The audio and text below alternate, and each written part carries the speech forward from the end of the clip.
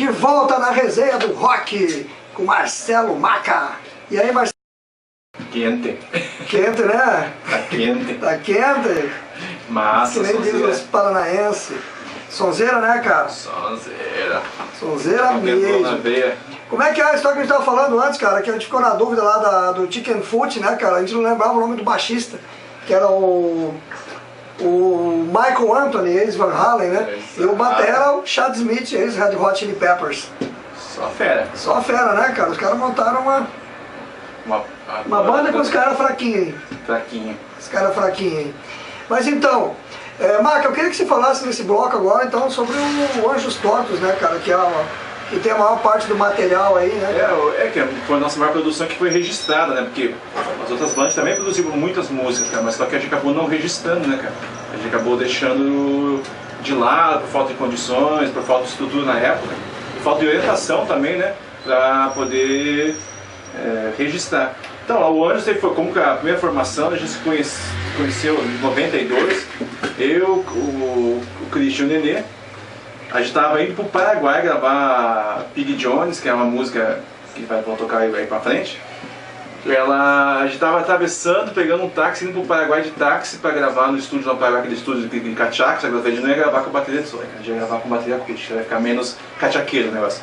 E a gente não tinha nome a banda. No atravessar a ponte da amizade, fomos conversando, e o Nenê falou que se lembrava de um documentário sobre crianças abandonadas e chamava-se Anjos Tortos. Daí a gente achou legal o nome e ficou Anjos Tortos, né? Como lá, Crianças abandonadas. Crianças abandonadas, são os anjos tortos, são anjos caídos, aquelas coisas lá. O Nenê tem uma influência muito grande, essa parte assim, religiosa, mística, né? Daí ele botou esse nome, achou legal e ficamos. A gente foi uma banda, eu acredito, bem sucedida assim, na nossa tentativa, na nossa carreira. A gente conseguiu tocar em Brasília, a gente fez shows lá, a gente divulgou muito o nosso material. Só infelizmente faltou grana para fazer um disco de verdade na época lá, com um produtor, né? Porque gravar, a gente chegou a gravar, mas só que a gente fazia sem uma orientação adequada, então a gente às vezes acabava não tendo um resultado final legal, né? Esse é o trabalho do produtor, né? O produtor é o técnico do time de futebol. Ele não entra em campo para jogar, mas sem o técnico o time não joga, né? Com certeza. Tem que ter muito conhecimento para uma banda se autoproduzir. E geralmente não dá muito certo, mas tudo bem. Foi o que aconteceu com a gente. Mas temos músicas dessa época, a gente produziu muita música. Na primeira fase ficamos só nós três mesmo, um power trio, o Nenê no vocal e na guitarra, na Gibson, na Janine SG. Daí, quando a gente foi para Brasília, porque meu irmão era um pouco mais novo, meu irmão Márcio, que é o mãe, ele era menor de idade ainda, pegou e a gente precisava de alguém para tocar teclado, para fazer o suporte, né, fazer uns Hammond, uns negócios ali. Ele não sabia tocar teclado, mas nunca impediu a gente fazer as coisas, né? Compramos um Cassiotone e colocamos o piano na estrada para tocar junto com a gente. E foi muito legal, ele era tecladista e pandeirista. Eu tocava pandeiro junto, fazer percussão, né? Para fazer rock and roll sem pandeiro não funciona. E aí fomos tocar em Brasília, fizemos uma série de shows, ficamos 10 dias lá. Foi muito engraçado, a gente ficava, um amigo nosso conseguiu shows lá, o Mauro Zanata, que agora qual banda que ele era aqui de Foz, não me lembro. Ele era tinha uma banda que depois que ele saiu, o restou da banda dele formou o Chadilho. Chadilho? Quem que era o cara? O Mauro Zanata, ele morava na Vila Militar. Júnior?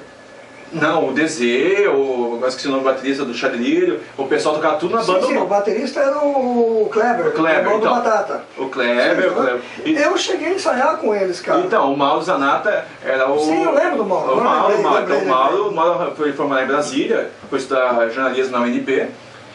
E arranjou uns shows pra nós. O Mauro não tinha vergonha não, ele metia a cara, era metido. Ia lá e arranjava. Nós tocamos em lugares muito bons, que são Porão do Rock, são lugares que são referência. O Projeto Meia Sola, que até hoje bandas de rock vão tocar o Projeto Meia Sola em Brasília. São lugares legais de tocar, e a gente foi. Não tinha dinheiro, não tinha nada, pai emprestou dinheiro, eu faltei trabalho. Falei pro meu chefe na época, eu trabalhava no Paraguai, falei, ó chefe, eu vou viajar esse fim de semana, quarta-feira estou de volta, isso no sábado. Só que era quarta-feira da outra semana. Quando eu voltei, me fingi de morto. Falei, fingi de conta que não era comigo, cheguei e voltei a trabalhar. Trabalhava no CPD, lá no fundinho, programando o computador, ninguém me via, né? Então, não senti a minha falta. Só chegando no pagamento, um terço do salário foi descontado. Mas foi muito legal. não tem gravações, porque o cara do Projeto Minha Sola falou que gravou e ia mandar pra mim, tô desde 93 esperando a fita chegar. Não chegou até hoje. Quanto tempo durou essa formação, mais ou menos? Cara, essa formação durou, deixa eu ver, até 97, 98, porque era eu, o Nenê, eu e o Christian saímos não saímos da banda, saímos de Foz, fomos estudar em Ponta Grossa, fazer jornalismo. Então a gente voltava, ensaiava nas férias, a gente voltava, ensaiava, e numa das férias a gente conseguiu gravar uma demo. Gravamos 14 músicas, aquelas loucuras, tipo de banda, né? Não consegue gravar nem 2 músicas de jeito que ia gravar 14, né? Fomos lá e gravamos 14.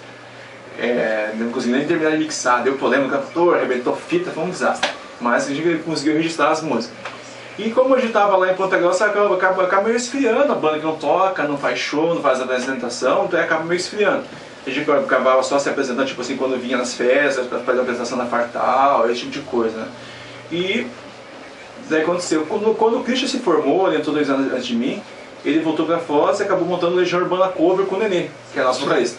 Daí ficou o Christian, o Nenê, o Pipe e eu acredito que seja o DZ. O Matheus. Ah, o DZ ou o Matheus, não me lembro. Quem foi a primeira leva desse Legião Urbana Cover. Porque todo mundo era fã do Legião, nada mais justo que fazer Legião Urbana Cover, né? Sim. Eles fizeram muitos shows. E do Legião Urbana Cover, o que sobrou virou Poronga Joke. Então é assim, tudo, banda não morre, banda se transforma em alguma outra coisa, né? E quando eu terminei a faculdade, voltando para Foz, eu quis ajudar com o Legião Urbana Cover, a gente já ensaiava tanto, né? Tinha alguns compromissos dele. Eu também estava trabalhando, meu irmão também estava com as coisas dele, o Christian meio que acabou saindo da banda. Ele continuou tocando com o Poronga, né? Que estava dando dinheiro, a banda estava indo legal, estava com música própria, seguiu o rumo dele com o Poronga Joke. E ficamos daí, uma época a gente resolveu voltar, daí voltou eu, o Nenê e meu irmão. Daí a gente começou a fazer música só em estúdio. Estúdio no caso, em casa, né? Na época a gente não tinha estúdio, a gente fazia tudo no quarto. E a gente gravava as músicas em casa mesmo, compondo, né? Chegava lá, a gente fazia só uma guia de voz e violão. No primeiro começo era só um gravador 4 canais, de fita cassete, a gente gravava em 4 canais. E ia montando as músicas, né? Ele ia fazer as bases, ia montando, depois ia criando o resto das músicas. Inclusive essa música que tocou agora há pouco foi gravada desse jeito. Foi gravado tudo em casa, no quartinho de casa. Inclusive mandar um abraço pro Issan, que foi quem prestou um amplificador Fender pra gente poder gravar. Porque já não tinha amplificador bom, pegar o Issan emprestado. Cara, e como é que é essa história do vocalista lá, Esqueci, gente, esqueci. O Sidão. O Nenê, numa das suas muitas idas e vindas, ele acabou fundo, né? Ele acabou saindo da banda, foi fazer os projetos dele de biologia, trabalhar não sei no que.